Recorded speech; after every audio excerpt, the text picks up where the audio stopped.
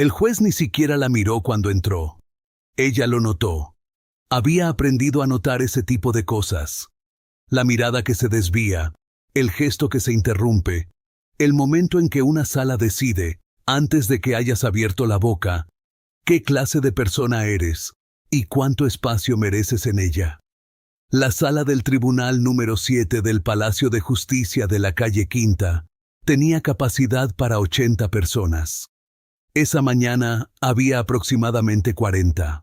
Abogados, funcionarios del juzgado, 3 personas en la galería que ella no reconoció, y en la mesa de la parte contraria, su exmarido, Rodrigo Castillo, 41 años, traje azul marino, el abogado más caro que había podido contratar. Mirándola con la expresión de alguien que ya sabe cómo termina esto. La mujer en silla de ruedas se llamaba Elena Castillo, 38 años, madre de 2 niñas. Valentina, 8 años, y Sofía, 6. Había estado en silla de ruedas durante 4 años, desde que la esclerosis múltiple le había quitado el uso de las piernas de manera suficientemente permanente como para que los médicos dejaran de hablar de recuperación y empezaran a hablar de adaptación. Había adaptado su apartamento, su coche, su rutina, su trabajo como contadora. Había adaptado la manera en que llevaba a sus hijas al colegio, la manera en que cocinaba con ellas los domingos, la manera en que les leía por las noches, cuando la silla no podía subir los escalones del cuarto, y ella les leía desde el umbral, con la voz lo suficientemente alta para que las dos pudieran escucharla. Lo que no había adaptado era la manera en que amaba a sus hijas. Eso no requería adaptación, pero el tribunal no sabía nada de eso todavía. El tribunal sabía lo que Rodrigo había presentado en su petición de custodia exclusiva, que Elena Castillo, debido a su discapacidad física progresiva, era incapaz de proporcionar el cuidado adecuado a 2 niñas menores, que sus limitaciones de movilidad comprometían la seguridad de las niñas, que la naturaleza degenerativa de su condición hacía incierto su futuro como cuidadora, que el interés superior de Valentina y Sofía requería que vivieran con su padre. 16 páginas, 3 informes adjuntos, un informe de un trabajador social que había visitado el apartamento de Elena una vez, durante 45 minutos, un martes por la tarde. Elena había leído la petición 4 veces, había subrayado cada párrafo que mencionaba su silla de ruedas como evidencia de incapacidad. Había contado las palabras. La palabra limitación aparecía 19 veces. La palabra amor no aparecía ninguna. El abogado de Rodrigo se llamaba Marcos Fuentes. 52 años, cabello cano, la confianza específica de un hombre que había ganado suficientes casos de familia como para saber cuándo tiene el viento a favor. Se puso de pie cuando el juez entró y comenzó su alegato de apertura con la fluidez de alguien que ha ensayado esto muchas veces. Su señoría, dijo, este caso trata del interés superior de 2 niñas pequeñas. No se trata de juzgar a la señora Castillo como persona. Se trata de evaluar, con honestidad y sin sentimentalismos, si su situación física actual le permite proporcionarles el entorno estable, seguro y activo que necesitan para su desarrollo. Hizo una pausa. La señora Castillo padece esclerosis múltiple de curso progresivo. Su movilidad es severamente limitada. Depende de una silla de ruedas para desplazarse. No puede subir escaleras. Tiene dificultades para realizar tareas físicas básicas del cuidado infantil. Y según el propio pronóstico médico de su condición, es probable que su situación empeore con el tiempo. En la galería, una de las 3 personas que Elena no conocía tomaba notas. El señor Castillo, continuó Fuentes, es un padre presente, activo y físicamente capaz. Puede llevar a las niñas al parque. Puede correr con ellas. Puede recogerlas si se caen. Puede proporcionarles la vida física y activa que toda niña merece. Elena miraba al frente. Sus manos descansaban en su regazo, completamente quietas. Les pedimos, dijo Fuentes, con la voz llena de razonabilidad ensayada, que pongan a las niñas primero. Se sentó. El juez, el honorable Sebastián Mora, 57 años, 22 en el banquillo. Anotó algo. Luego miró hacia la mesa de Elena. ¿La representación de la demandada? Elena no tenía abogado. Había tenido uno. Lo había despedido 3 semanas antes, cuando él le sugirió que considerara aceptar la custodia compartida, porque, dados los argumentos de la parte contraria, podría ser lo más que podemos esperar. Había tardado exactamente 2 días en tomar la decisión. Sus hijas no eran lo más que podía esperar. Sus hijas eran todo. Se había representado a sí misma desde entonces.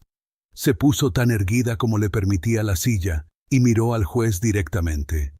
Me represento a mí misma, su señoría. Elena Castillo. Una pausa breve en la sala. El tipo de pausa que se produce cuando algo no encaja con el patrón esperado. Fuentes intercambió una mirada con su asistente. Era una mirada pequeña, rápida. Elena la captó. «Puede proceder con su alegato de apertura», dijo el juez. Elena abrió la carpeta que tenía sobre la mesa. Había pasado 4 meses preparando lo que contenía. 4 meses de noches después de acostar a las niñas, de documentos impresos y subrayados, de llamadas telefónicas a médicos, de horas frente a la pantalla leyendo jurisprudencia sobre custodia y discapacidad. 4 meses de construir el caso que nadie más iba a construir por ella. Su señoría, dijo. La parte contraria ha presentado un argumento que descansa sobre una premisa. Esa premisa es que una madre en silla de ruedas no puede ser una buena madre. La sala estaba quieta. Voy a demostrar que esa premisa es falsa. No con opiniones, con evidencia. Lo primero que sacó fue un diario. No era un diario íntimo. Era un registro. 342 páginas, encuadernadas, con pestañas de colores. Cada entrada correspondía a un día de los últimos 16 meses. Cada entrada incluía la fecha, las actividades realizadas con las niñas, las comidas preparadas, los desplazamientos realizados, las citas médicas atendidas, las reuniones del colegio a las que había asistido, las comunicaciones con los profesores, los libros leídos, las canciones cantadas. 342 días documentados, uno a uno. Su señoría, dijo Elena, esto es un registro de mi vida como madre durante el último año y medio. Está disponible para revisión completa. Incluye recibos, confirmaciones de cita, comunicaciones con el colegio y fotografías con fecha y hora. Fuentes se inclinó hacia su asistente y murmuró algo. Su asistente empezó a escribir. Lo segundo que sacó fueron 2 cartas. Una del director del colegio de Valentina, otra de la tutora de Sofía.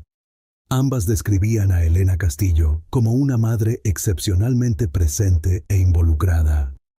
Ambas mencionaban su asistencia a todas las reuniones de padres del año académico. Ambas hacían referencia a su comunicación frecuente y constructiva con el equipo docente. Las niñas, leyó Elena de la carta del director, tienen en su madre una figura de apoyo, constancia y calidez que se refleja de manera visible en su desarrollo emocional y académico. Rodrigo, en la mesa contraria, miraba un punto fijo en la pared. Lo tercero fue un informe. 15 páginas. Membrete del Hospital Universitario. Firmado por la doctora Patricia Moreno, neuróloga, especialista en esclerosis múltiple con 23 años de experiencia clínica. Elena lo sostuvo un momento antes de hablar. La parte contraria ha afirmado que mi condición médica me incapacita para el cuidado de mis hijas. Ha presentado como evidencia el diagnóstico de esclerosis múltiple de curso progresivo y ha sugerido que mi deterioro futuro hace incierta mi capacidad como madre. Miró a Fuentes, luego al juez. Este informe, dijo, fue elaborado por la neuróloga que me trata desde hace 4 años. Es una evaluación clínica completa de mi situación actual y una proyección documentada de mi evolución probable. Se lo entrego al tribunal como prueba C. Dejó el informe sobre la mesa del secretario. Les anticipo su conclusión principal, dijo Elena con la voz completamente controlada. La doctora Moreno concluye que mi condición, en su estadio actual, y según los patrones de progresión documentados en mi historial, no compromete mi capacidad cognitiva, mi capacidad de juicio, ni mis funciones ejecutivas, que soy físicamente capaz de realizar las tareas esenciales del cuidado infantil con los apoyos y adaptaciones que ya tengo en mi vida cotidiana, y que la proyección de deterioro citada por la parte contraria está basada en estadísticas poblacionales generales, que no corresponden a mi perfil clínico específico. La sala estaba completamente quieta. En otras palabras, dijo Elena, la parte contraria ha utilizado mi diagnóstico para predecir un futuro que mi propia neuróloga, que me conoce y me ha tratado durante 4 años, considera clínicamente inexacto. Fuentes se puso de pie. Su señoría, solicitamos tiempo para revisar este informe antes de... Tuvo acceso al proceso de descubrimiento durante 4 meses, señor Fuentes, dijo el juez, sin levantar la vista del informe que el secretario le había pasado. Continúe, señora Castillo. Era la primera vez que el juez Mora la llamaba señora Castillo, en lugar de la demandada. Elena no lo señaló. Continuó. Dale like a este video y deja un comentario. Porque lo que el juez Mora preguntó cuando Elena terminó su alegato de apertura cambió completamente el tono de lo que vino después. El juez Mora dejó el informe sobre su mesa y miró a Elena. Señora Castillo, dijo, el informe que ha presentado está firmado por la doctora Patricia Moreno. ¿Es ella su neuróloga tratante? Sí, su señoría. Lleva 4 años tratándome. ¿Está la doctora Moreno disponible para testificar? Está en la sala de espera, su señoría.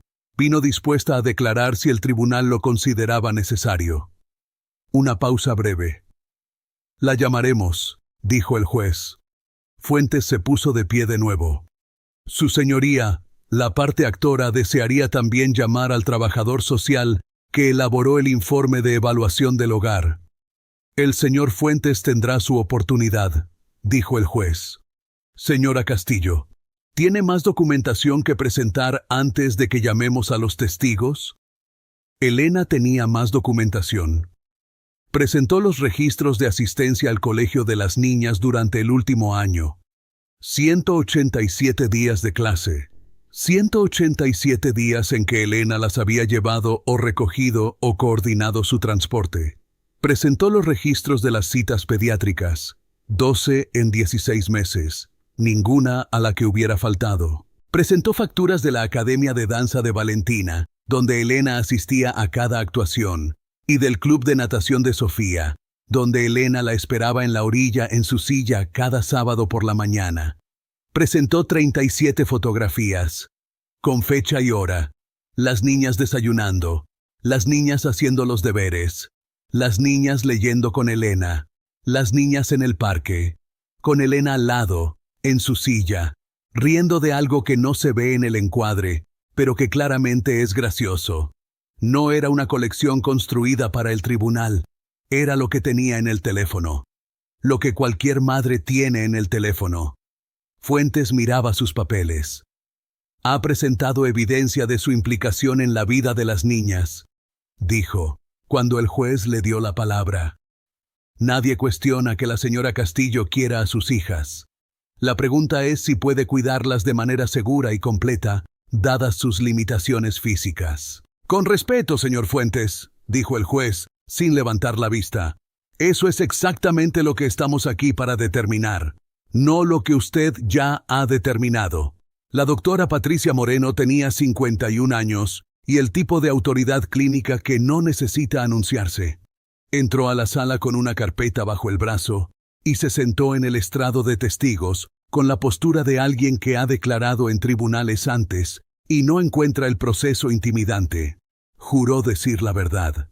Elena comenzó su interrogatorio. Doctora Moreno, ¿cuánto tiempo lleva tratándome? 4 años y 3 meses. ¿Con qué frecuencia me ve? Cada 3 meses en consulta regular, con visitas adicionales cuando hay cambios en la sintomatología. En total, La he visto en consulta en 22 ocasiones. Basándose en ese seguimiento, ¿cómo describiría el curso de mi enfermedad durante estos 4 años? La doctora Moreno abrió su carpeta.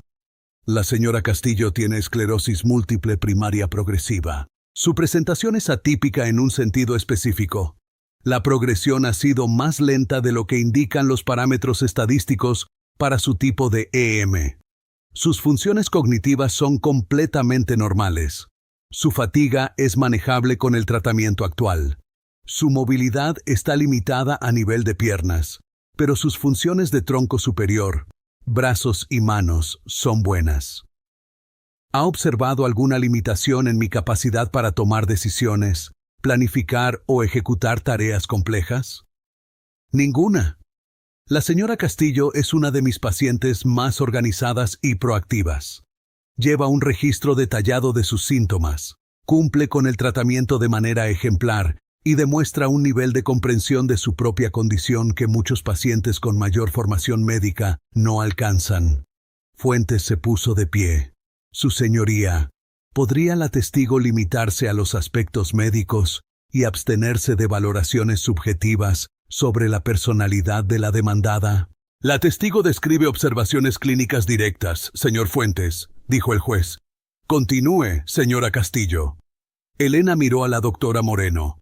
La parte contraria ha afirmado en su petición que, cito textualmente, la naturaleza degenerativa de la condición de la señora Castillo hace incierto su futuro como cuidadora.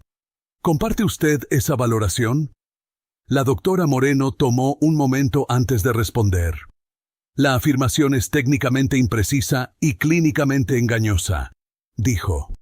Es verdad que la EM primaria progresiva es una condición sin cura conocida y que, en términos estadísticos de población, tiende a progresar con el tiempo. Sin embargo, la proyección para un paciente específico no puede extraerse de estadísticas poblacionales sin considerar el perfil individual. En el caso de la señora Castillo, la velocidad de progresión observada durante 4 años, combinada con su respuesta al tratamiento y sus parámetros neurológicos actuales, indica una progresión significativamente más lenta que la media. No puedo garantizar su futuro. Ningún médico puede garantizar el futuro de ningún paciente. Pero puedo decirle que la afirmación de que su condición hace incierto su futuro como cuidadora es una extrapolación que mis datos clínicos no respaldan. El juez Mora escribió algo largo. Fuentes lo intentó en el contrainterrogatorio. Doctora Moreno, ¿puede usted garantizar que la señora Castillo no sufrirá un deterioro significativo en los próximos 5 años? No, dijo la doctora. Tampoco puede usted garantizar que no lo sufrirá. 1 o 2 personas en la galería ahogaron una risa. ¿Puede usted garantizar que la señora Castillo puede subir corriendo una escalera en caso de emergencia? No puede subir escaleras corriendo. Eso es una limitación real. ¿Y si una de las niñas necesita ayuda en una situación de emergencia que requiera movilidad inmediata? La doctora Moreno lo miró. ¿Está usted sugiriendo que el único padre válido es aquel que puede correr? Porque hay padres en silla de ruedas, padres con enfermedades crónicas, padres mayores, padres con lesiones permanentes que crían hijos perfectamente bien. Si ese es el estándar que propone aplicar, le sugiero que lo documente con precisión, porque sus implicaciones son considerables. Fuentes cambió de tema. Suscríbete, porque lo que el trabajador social dijo cuando Elena le hizo su primera pregunta es el momento en que el caso de Rodrigo empezó a desmoronarse desde adentro.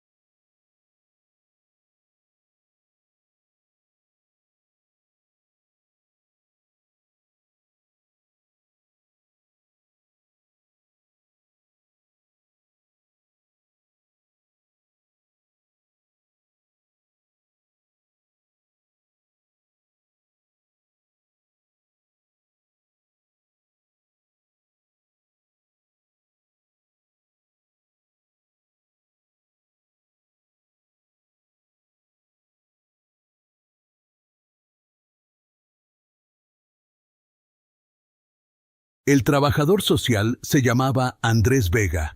34 años. Había elaborado el informe de evaluación del hogar de Elena que Rodrigo había adjuntado a su petición. El informe concluía que el entorno del hogar de la señora Castillo presentaba limitaciones estructurales relacionadas con la movilidad de la progenitora que podrían afectar a la supervisión efectiva de las menores. Fuentes lo llamó como testigo de la parte actora. Andrés Vega juró decir la verdad y describió su visita al apartamento de Elena, el acceso en silla de ruedas, las adaptaciones del baño, la configuración de la cocina, la ausencia de escalones entre las habitaciones principales. Describió su observación de que Elena no podía acceder fácilmente al cuarto de las niñas porque había un escalón en el umbral. «Un escalón», dijo Fuentes. «Un solo escalón que separa a la madre de las habitaciones donde duermen sus hijas». «Así es», dijo Vega. Fuentes se sentó con la expresión de alguien que acaba de cerrar un argumento. Elena esperó a que el juez le diera la palabra. «Señor Vega», dijo, «usted visitó mi apartamento el martes 14 de marzo a las 3:15 de la tarde. ¿Es correcto?» «Sí». «¿Cuánto tiempo estuvo en el apartamento?» Una pausa. «Aproximadamente 40 minutos». «¿Habló con las niñas durante esa visita?» «Brevemente. Estaban haciendo los deberes». «¿Les preguntó cómo se sentían viviendo conmigo?» «Les hice algunas preguntas generales, sí».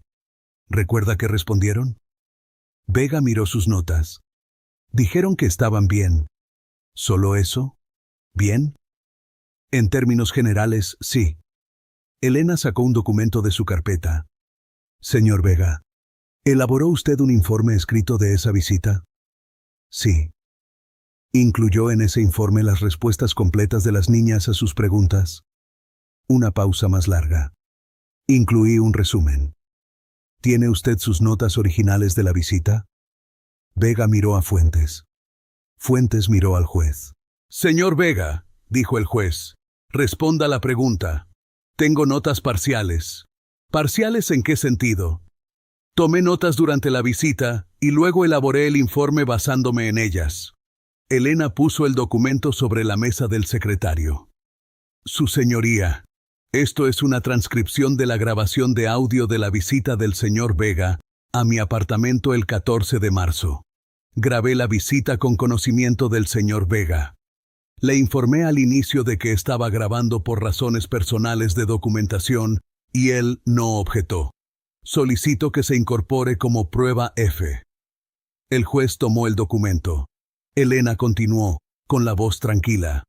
«Señor Vega, en esa grabación, Valentina, mi hija de 8 años, responde a su pregunta sobre cómo se siente viviendo conmigo con las siguientes palabras, y cito: «Mi mamá es la mejor mamá del mundo. Me ayuda con los deberes todas las noches. Cuando me pongo triste, ella me abraza y me explica las cosas. A veces no puede subir al cuarto, pero nos quedamos en el pasillo, y me lee desde ahí y yo me asomo por la puerta y es como un secreto entre las dos». La sala estaba completamente quieta. «Eso no aparece en su informe, señor Vega». Vega miró la mesa. «No», dijo. «¿Por qué no?» Una pausa. «Consideré que no era directamente relevante para la evaluación estructural del hogar. La voz de mi hija de 8 años describiendo cómo nos relacionamos no era relevante para una evaluación de custodia. No era una pregunta». Fuentes intervino. «Su señoría». «Siéntese, señor Fuentes», dijo el juez Mora. Su voz había cambiado. No era más dura, era más fría. «Señora Castillo, ¿tiene más preguntas para este testigo?» «Una sola, su señoría». Elena miró a Vega. «En sus 40 minutos en mi apartamento, ¿observó alguna evidencia de que mis hijas fueran infelices, estuvieran desatendidas o se encontraran en algún tipo de situación de riesgo?» Vega tomó un momento. «No», dijo. «Las niñas parecían bien cuidadas y emocionalmente estables». «Gracias», dijo Elena. «No tengo más preguntas. Dale like, suscríbete y deja un comentario. Porque lo que el juez Mora dijo al inicio de su resolución es algo que ninguno de los presentes en esa sala olvidará». El juez Mora pidió un receso de 30 minutos. Elena esperó en la sala, sola en su mesa. Fuentes y Rodrigo se retiraron al corredor. Ella no lo siguió con la mirada. Abrió su carpeta y revisó sus notas. No porque hubiera algo que revisar, sino porque era la manera en que había aprendido a esperar. Con algo en las manos, con algo en lo que enfocarse, para que el silencio no pesara más de lo que podía sostener. Pensó en Valentina y en Sofía. En este momento estarían en el colegio. Valentina en matemáticas, que le encantaban. Sofía en recreo, que era su parte favorita del día. No sabían que su madre estaba en un tribunal en este momento. Elena había decidido no decírselo. Les había dicho que tenía una reunión de trabajo importante. Cuando todo terminara, de una manera o de otra, encontraría las palabras. Siempre había encontrado las palabras. Cuando regresaron a la sala y el juez tomó asiento, Elena notó que había algo diferente en su postura. No era mayor, era más deliberada. Este tribunal, comenzó el juez Mora, ha escuchado hoy argumentos sobre la capacidad de la señora Castillo como madre. Ha revisado documentación extensa presentada por ambas partes y ha escuchado el testimonio de 2 testigos. Miró a Fuentes, luego a Elena, luego a sus notas. Quiero ser directo sobre algo antes de continuar. La sala no se movió. El argumento central de la parte actora descansa sobre la premisa de que la discapacidad física de la señora Castillo constituye, en sí misma, evidencia de incapacidad parental. Este tribunal rechaza esa premisa. Rodrigo, en su mesa, cerró los ojos brevemente. La discapacidad física no es sinónimo de incapacidad para criar. Esta afirmación no es solo una posición moral, es una posición jurídica respaldada por jurisprudencia consolidada y por los propios principios de esta jurisdicción en materia de custodia. El estándar aplicable no es si un progenitor puede correr, subir escaleras o realizar cualquier actividad física específica. El estándar es el interés superior del menor, evaluado en su totalidad. Hizo una pausa. En su totalidad, repitió. Este tribunal ha revisado el informe de evaluación del hogar presentado por la parte actora. Ese informe fue elaborado tras una visita de 40 minutos. Omitió, de manera significativa, las declaraciones de las propias menores sobre su experiencia de vida con su madre. Este tribunal considera que esa omisión compromete la integridad del informe como evidencia. Fuentes abrió la boca. La cerró. Este tribunal ha revisado el informe médico presentado por la señora Castillo, elaborado por la neuróloga tratante que la conoce durante 4 años. Ese informe contradice directamente las extrapolaciones médicas utilizadas por la parte actora para sustentar su argumento sobre el futuro incierto de la demandada. La parte actora no presentó ningún informe médico alternativo. El juez levantó la vista de sus papeles y miró a Rodrigo directamente. El señor Castillo ha tenido 4 meses desde el inicio de este proceso para obtener una evaluación médica independiente de la condición de la señora Castillo. No lo hizo. Este tribunal no puede ignorar esa ausencia. Rodrigo miraba la mesa.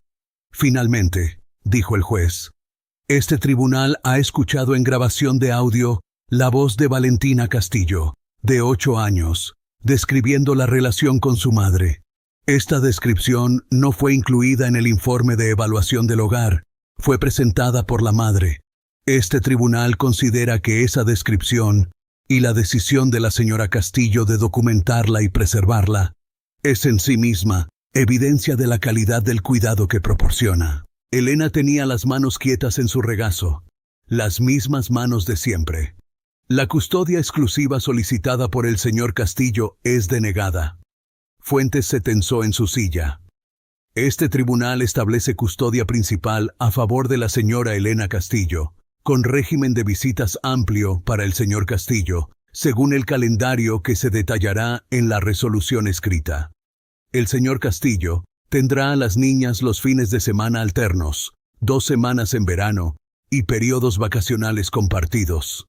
El juez cerró su carpeta. Señora Castillo, ¿tiene algo que añadir antes de que demos por concluida la vista? Elena pensó en Valentina, diciendo que el pasillo era como un secreto entre las dos. Pensó en Sofía en la orilla de la piscina cada sábado. Pensó en 342 entradas en un diario que nadie le había pedido que llevara, pero que había llevado de todas formas, porque sabía que este día llegaría y quería estar preparada. No, su señoría, dijo. Gracias. Rodrigo y Fuentes salieron sin hablar con ella. La sala se vació despacio. La doctora Moreno se acercó, le apretó el brazo brevemente y se fue. El secretario recogió los documentos. La persona en la galería que había estado tomando notas cerró su cuaderno y se marchó. Elena se quedó sola en la sala durante unos minutos. No era alivio exactamente lo que sentía. Era algo más pesado y más quieto que el alivio. Era la sensación de haber cargado algo durante mucho tiempo y saber que ya puedes posarlo. No porque el peso haya desaparecido, sino porque ya no tienes que seguir moviéndote con él. Guardó sus documentos en la carpeta, en el orden exacto en que los había presentado. Cerró la carpeta. La puso sobre su regazo. Salió de la sala del tribunal en su silla, por el pasillo de mármol, hacia la luz de la tarde. Esa noche recogió a las niñas en el colegio a la hora habitual. Valentina corrió hacia ella en el patio, como siempre. Sofía llegó después, más despacio, con la mochila arrastrando por el suelo, como siempre. ¿Cómo fue la reunión de trabajo?, preguntó Valentina. Bien, dijo Elena. Salió bien. Sofía le dio la mochila para que la colgara de la silla, como hacía siempre. Fueron a casa. Hicieron los deberes. Cenaron. Elena leyó desde el umbral del cuarto, con la voz lo suficientemente alta para que las dos pudieran escucharla, y Valentina se asomó por la puerta como hacía siempre. Y fue como un secreto entre las dos, como siempre. 3 semanas después, el Colegio de Abogados de la ciudad publicó un análisis del caso como referencia para futuros procedimientos de custodia con progenitores con discapacidad. El análisis señalaba, entre otros aspectos, la importancia de obtener evaluaciones médicas elaboradas por especialistas tratantes en lugar de depender de estadísticas poblacionales generales, y la obligación de los trabajadores sociales de incluir en sus informes las declaraciones completas de los menores. Elena no supo del análisis hasta que una abogada de familia la llamó para preguntarle si estaría dispuesta a hablar con otras madres en situaciones similares. Dijo que sí. Lo hizo los sábados, después de llevar a Sofía a natación. No porque alguien se lo hubiera pedido, sino porque sabía lo que era llegar a un tribunal con una carpeta y 4 meses de trabajo, y nadie en tu esquina, y pensaba que si había una madre en algún lugar que estuviera viviendo eso, no tenía que vivirlo sola. ¿Cuál es tu opinión sobre esta historia? Si hubieras sido el juez Mora, ¿habrías llegado a la misma conclusión? ¿Y si hubieras sido Andrés Vega, el trabajador social, habrías incluido las palabras de Valentina en el informe? Deja tu respuesta en los comentarios. Queremos saberlo. Y cuéntanos, ¿desde dónde del mundo nos estás viendo? Esta historia es para todas las madres que han tenido que demostrar lo que no debería necesitar demostración.